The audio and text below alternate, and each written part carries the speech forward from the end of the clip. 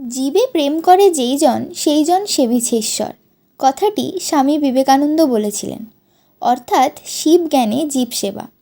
এই কথাটাই সত্যির আকারে তুলে ধরলেন রোশনাই দাস এবং তার বোন উপাসনা দাস।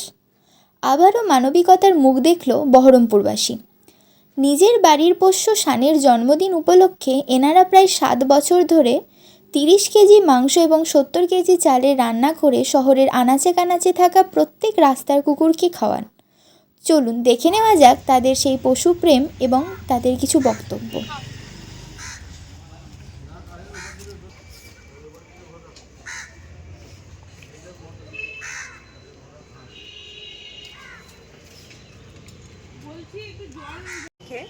আমি গত 7 বছর ধরে আমি এই আয়োজনটা করছি।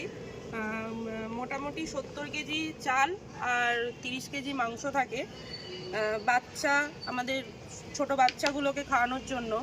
তো অনেক জায়গা থেকে এসে নিয়ে যাই, মধুপুর, গোড়াবাজার, আমি টোটাল খাগড়া চত্বরটাই চেষ্টা করি দেওয়ার। কিন্তু আমি চাইছি যেন এরকম সবাই যেন একটু করুক, প্রত্যেক বছরই এরকম একটা করে আমি করি। তো এই বছরও তাই করছি। তো গত 7-8 বছর ধরে আমার এটা হচ্ছে করা। তো আমি চাই যেন সবাই করুক, সবাই যেন এগিয়ে আসে, সবাই জিনিসটা যেন একটু বাচ্চাগুলোকে খেতে দেয়, এটুকুই আমি চাই।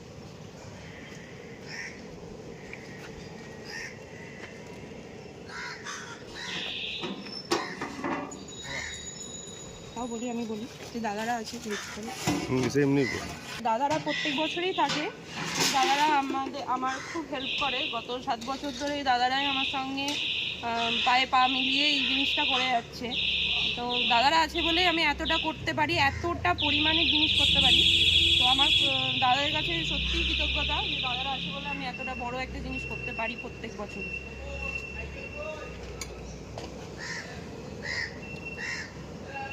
এমনকি আমার প্রত্যেক দিন আমি আর আমার বোন, বিশেষ করে আমি হয়তো যতটা সময় না দিতে পারি, আমার বোন প্রত্যেক দিন সে 70 থেকে 80টা কুকুর, ডগ, বাচ্চা, আমি সবই বললাম, তো তাদেরকে খাওয়ানো হয়। সেটা রোজ দুবেলা করে সেটা। আর এইটা এরকম একটা ভালো বড় একটা সুন্দর আয়োজনটা প্রত্যেক বছর আমি একবার করে করি। এটাই যা।